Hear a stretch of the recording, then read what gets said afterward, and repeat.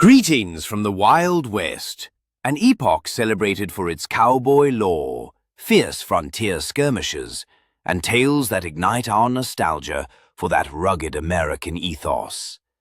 Yet, let's be clear, if you envision the Wild West as glamorous, reconsider.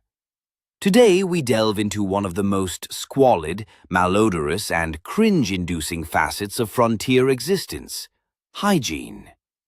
Envision dusty tracks, perspiring cowboys, and rivers where they might cleanse themselves once every few weeks if fortune favored them, all while clad in the same attire day after day. Indeed, hygiene in the Old West was as untamed as its gunfights. In this installment, we unearth the stark reality of frontier living to reveal just how challenging conditions truly were. Steel yourself for some truly unpleasant revelations. Before we proceed, do remember to hit the subscribe button and activate the notification bell to stay updated on our freshest content. We appreciate your viewership. Let us begin. Let's commence with a fundamental truth of that era. Everything, and I mean everything, reeked. Unlike our present day, where warm showers and soap are daily norms, the pioneers of the Wild West contended with life sans convenient access to either. And the odor? Let's just say it was indelible. Water was a prized commodity on the frontier, and squandering it on frequent ablutions was nearly ludicrous. Most settlements possessed limited water reserves, meaning pristine water was typically reserved for potables and cooking, not bathing. This fostered an environment where grime, perspiration, and filth inscribed themselves into daily life. Water sources were so scarce that occasionally a single water body fulfilled multiple functions: drinking, washing, and waste disposal. According to Distinctly Montana, it was not unusual for an upstream outhouse or cattle watering hole to contaminate the very water people consumed. This rendered clean, potable water a luxury, implying that the entire settlement often carried an earthy scent. Imagine congregating around a campfire, enveloped by the odors of unwashed bodies, livestock, and outdoor latrines. That, truly, was the frontier's bouquet. So, what did bathing entail in the Old West? Picture a modest, tarnished tub, perhaps filled with water if you were fortunate, situated outdoors or in a communal bathhouse if your town even boasted one. Often, if a family possessed a tub, it was filled once weekly, and each family member took turns in the same bathwater. The cleanest person bathed first, while the most soiled individual inherited whatever murky residue remained. Bathhouses began surfacing in larger towns, particularly during the gold rush era, as wealthier prospectors and miners craved a touch of luxury. However, for the average settler and cowboy, bathing was a rare occurrence. Some might go weeks or even months without a proper cleansing. This meant a constant layer of dirt and sweat was standard for everyone. While they lacked our contemporary cleanliness standards, they were certainly cognizant of the stench. Frontier inhabitants did employ various stratagems to refresh themselves. Some utilized herbs like sage or lavender to camouflage their scent. Tobacco smoke was also a popular method to cut through the stink, as people believed it purified the air around them, though it merely added another layer to the olfactory assault. Now, let's discuss the facilities, or their absence. Plumbing in the Wild West was virtually non-existent, meaning bathroom amenities were rudimentary. The most common form of lavatory was the unassuming outhouse. These were typically small wooden structures erected a considerable distance from residences and towns to contain the odor. Inside, one usually found a simple wooden bench with an aperture leading directly to a pit below. This pit would gradually fill, and when it became too full, It was either manually excavated, someone bore that unfortunate task, or the entire outhouse was relocated to a new pit. This deviates significantly from the sanitary experience we are accustomed to today. In urban locales, public outhouses might be shared by dozens, even hundreds of individuals, transforming them into veritable breeding grounds for bacteria and ailments. And let us not forget the flies. These minuscule pests were ubiquitous, drawn to the waste and contributing to germ dissemination. If you have ever camped and utilized a pit toilet, imagine that experience devoid of modern maintenance, and you will gain an impression of the Wild West's restroom routine. Toilet paper was not widely disseminated until the late 1800s. Before its availability, people resorted to whatever was at hand: corn cobs, leaves, grass, and even pages from the Sears catalogue. Not precisely Charmin Ultra Soft, is it? If you are already squirming, just wait until we delve into dental hygiene. With the dearth of modern dental care, the Old West was a nightmare for oral health. Sugar, which became increasingly available, was savoured by settlers in confections like pies and candies, but sugar wreaked havoc on their teeth. Without regular brushing or flossing, tooth decay, cavities, and gum disease were widespread, and the remedies were often as brutal as the affliction itself. Since professional dentists were few, dental work often fell to barbers or blacksmiths.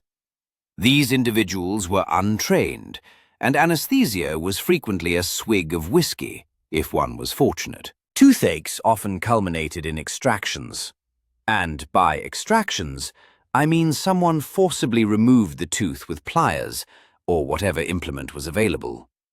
The outcomes were as agonizing as one might imagine, and people frequently ended up with missing or broken teeth, which only accentuated the era's rugged, unrefined aesthetic. Some individuals employed makeshift brushing tools, such as twigs or animal hair, to cleanse their teeth. They might rub salt or baking soda on their teeth as a rudimentary toothpaste. Nonetheless, this was rare and less efficacious than our contemporary options. Many people simply abstained from brushing altogether, leading to, as you might guess, more halitosis and even more severe dental issues. One of the most significant hygiene-related challenges on the frontier was the propagation of disease. The lack of sanitation, both personal and communal, meant that illnesses like cholera, typhoid, and dysentery were perpetually present. When people depended on contaminated water sources, diseases spread rapidly. Entire towns could be decimated by outbreaks. Take cholera, for instance. This lethal disease disseminates through tainted water, causing severe dehydration and often death within hours. Because sanitation was so paltry, frontier inhabitants were particularly vulnerable to cholera epidemics, especially in mining camps where large groups cohabited in close proximity and relied on the same limited water supplies. Even a minor infection could prove fatal without antibiotics or modern medical treatments. Something as simple as a cut could lead to sepsis. The limited understanding of germ theory meant that people did not fully grasp why they were falling ill. Bad air, or bad luck, was frequently blamed instead of poor hygiene. Another prevalent ailment was typhoid fever, spread by contaminated food or water bacteria. Symptoms included fever, abdominal pain, and a rash. Frontier dwellers lacked access to clean cooking facilities, so food preparation often resulted in contamination. It was not merely unsafe water. Any food cooked with it carried the same risks. Preparing meals in the Wild West was not merely inconvenient, it was often perilously unhygienic. Cooking was typically conducted over open fires, or in improvised kitchens, where dirt, dust, and animal droppings were omnipresent. Settlers frequently prepared meals in cramped cabins or open camps where sanitation was impossible to regulate. Dust storms could coat everything in a layer of grit, and flies and other pests were a constant problem around food. Fresh water was a luxury, so dishes and cooking utensils were often cleansed with reused or minimal water, if at all. In arid regions, settlers had to utilize muddy or tainted water from creeks shared with livestock and wildlife. Due to fuel scarcity, this water was rarely boiled, meaning any bacteria or parasites in the water went directly into their cooking pots. Food storage presented another major hygiene dilemma. Without refrigeration, meat spoiled rapidly, especially in the summer heat. Settlers often dried or salted meats to preserve them, but even then, food was susceptible to infestation. Insects laid eggs in grains or flour, so discovering weevils or maggots in meals was a common and unsettling occurrence. The phrase, protein surprise, was no jest. Pioneers often had to consume around the bugs or extract them before cooking. Basic food preparation was also hazardous. Knives, pots, and pans were rarely sanitized, as no cleaning agents were available. Leftover scraps and bones frequently attracted rodents and insects. Without waste disposal systems, settlers lived with the perpetual odor of decaying food nearby. This situation rendered food poisoning and illness from contaminated meals a frequent hazard, leaving many settlers battling gastrointestinal ailments they did not fully comprehend. In the harsh conditions of the Wild West, cooking was not merely labor-intensive, it was a daily struggle against contamination and disease. Food might have sustained settlers, but the unhygienic conditions made each meal a potential health risk, mirroring the rough and unsanitary survival on the frontier. Let's discuss clothing. Laundering garments on the frontier was almost as infrequent as bathing, and for the same reason. Water was scarce, and washing demanded time and effort. Most people owned only a few sets of clothes, which they wore repeatedly until they virtually disintegrated. When they did wash them, it was typically in rivers or streams, sources that, as we have observed, were often polluted. Laundry day was an arduous process. Women typically managed the washing, scrubbing clothes on washboards, boiling water over open fires, and utilizing homemade soap if they possessed any. Soap was costly. It entailed rendering animal fat and combining it with lye. This highly acidic substance could cause burns if not handled judiciously. The outcome was that people frequently wore their clothes dirty, stained, and sweaty. And since deodorant was non-existent, the odor was intense. Imagine a cowboy in heavy, sweat-soaked wool or leather after days on the trail, with no showers or clean clothes, just layers of sweat and dust. Now that's a smell to remember. Now, what about hair care? Today, conditioners, shampoos, hair masks, and salons are ubiquitous. But in the Wild West, hair care was as rugged as it got. Men and women alike often had long hair, but washing it regularly was not an option. Most settlers washed their hair perhaps once every few weeks. Instead of shampoo, people used whatever was handy. Soap, if they could spare it, or natural remedies like oils and animal fats to prevent hair from becoming unbearably dry. Hair would become tangled, greasy, and filled with dirt and dust. Lice were also a significant problem. With so many people living in close quarters, lice spread rapidly, and infestations could persist for months without proper treatment. Sometimes the sole recourse for lice was to shave one's head or employ crude remedies like kerosene, which was both perilous and unpleasant. For skincare, forget lotions and moisturizers. The skin was exposed to the harsh sun, dry air, and extreme temperatures, leading to chapping, sunburn, and premature aging. People used animal fat or oils as moisturizers, yet these options were not widely available and often came with their own odors and greasy texture. Those who toiled outdoors, like cowboys and farmhands, would become sunburned, windburned, and calloused. The sun was brutal on the skin, and with no sunscreen, one can imagine how leathery and weathered people's skin became over time. If you have ever been irritated by a buzzing mosquito, try contending with the pest situation in the Old West. With all the dirt, waste, and lack of sanitation, the frontier teemed with bugs and rodents.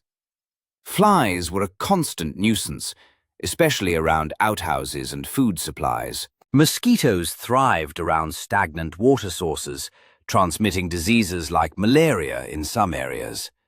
Bedbugs were common in inns and boarding houses where travelers and townsfolk lodged. They infested mattresses, bedding, and walls, biting people in their sleep. Fleas were also a huge issue, particularly since livestock was everywhere. These pests infiltrated clothing and bedding, leaving people itching and scratching. With no pesticides or bug sprays, people could do little to control the infestations. In rural areas, rats and mice were a persistent problem, especially in food storage areas. They spread disease and contaminated whatever food they could access, creating yet another health hazard for frontier folk. And let us not forget scorpions and snakes, which posed a regular threat to anyone sleeping outdoors or in poorly constructed shelters. Pest control was often left to whatever natural remedies or sheer endurance the settlers could muster. Frontier life was particularly challenging for women, especially concerning personal hygiene. Menstrual products, as we know them today, were non-existent, so women had to be inventive. They often used rags or scraps of cloth as makeshift pads, which they would have to wash and reuse. This was time-consuming, and given the limited access to water and soap, there were no superior sanitary options. Pregnancy and childbirth were also perilous endeavors. Hospitals were scarce, so women often gave birth at home, with only the assistance of a midwife or neighbor. Sanitation during childbirth was minimal, and infections were common. Without modern antiseptics or antibiotics, even a minor infection could be fatal. Women's clothing did not help matters either. Heavy dresses, petticoats, and corsets were the norm, which made washing and drying clothes even more challenging. These garments were hot, constrictive, and nearly impossible to keep clean on the frontier. Imagine wearing layers of thick fabric in the summer heat, unable to wash them regularly. It is no wonder women, too, resorted to using herbs and smoke to mask odors. The limited comprehension of germs and infection did not aid hygiene on the frontier. The science of medicine was still in its infancy, and many settlers believed in folk remedies or possessed only basic medical knowledge. Doctors were scarce, and even when available, they lacked the tools and understanding to prevent infection. For wounds and injuries, settlers often utilized alcohol or herbs as antiseptics, but this was only somewhat effective.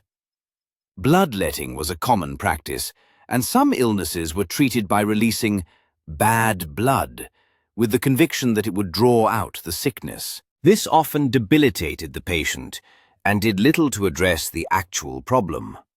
Surgery, when necessary, was performed without anesthesia other than alcohol or a biting stick, and sterilization was unheard of. Instruments were used repeatedly without cleaning, spreading infections.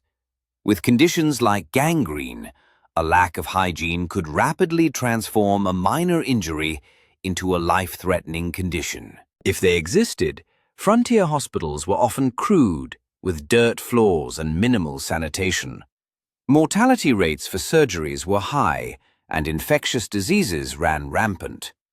Interestingly, while European settlers struggled with hygiene, many Native American tribes possessed far more effective methods for cleanliness. Many tribes had long traditions of employing natural materials for bathing and hygiene, such as sand and plant fibers to scrub the skin. Sweat lodges were a common component of their culture, providing a means to cleanse the body and mind. These practices maintained their relative cleanliness and were deeply interconnected with their beliefs about health and spirituality. Unlike the settlers, Native Americans also had more sustainable methods for waste disposal and water management, which frequently helped them circumvent some of the sanitation issues that afflicted frontier towns. They bathed more frequently and utilized herbal remedies to treat minor injuries and prevent infection. This contrast underscores how much the European settlers had yet to learn about adapting to the natural environment in ways that did not lead to filth and disease. So, let's dispel a few myths about frontier hygiene. Movies and TV often portray the Wild West as dusty but romanticized, with cowboys and saloon girls appearing cleaner and fresher than they would have been. They would have looked much rougher, grimy faces, unwashed hair, and dirt-caked clothes. Cowboys were not quite the chiseled, clean heroes we see on screen. After days or weeks on the trail, a cowboy's clothes would be stiff with sweat and grime, and his hair and beard would be wild and unkempt. Saloon girls, frequently depicted as glamorous, faced the same hygiene struggles as everyone else, with limited access to clean water, bathing, and fresh clothing. The same applied to gunslingers and gamblers. These men did not stroll into a saloon looking fresh and polished. They would likely be sweaty, dusty, and smelling of tobacco, alcohol, and horses. The Wild West was gritty and dirty. Those iconic characters were too. So, just how bad was hygiene in the Wild West? Pretty dreadful by today's standards. Hygiene was a perpetual struggle, and life on the frontier was dirty, malodorous, and often perilous due to the absence of proper sanitation and medical knowledge. Disease was widespread. Basic comforts like bathing and clean clothes were rare luxuries, and every day was a battle against the grime and filth of the frontier. Yet, the inhabitants of the Wild West persevered.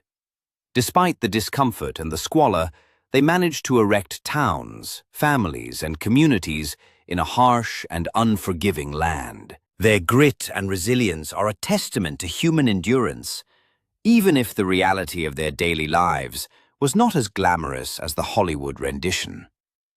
So, the next time you turn on the faucet, grasp a bar of soap, or brush your teeth, just be thankful you were not performing these actions on the frontier.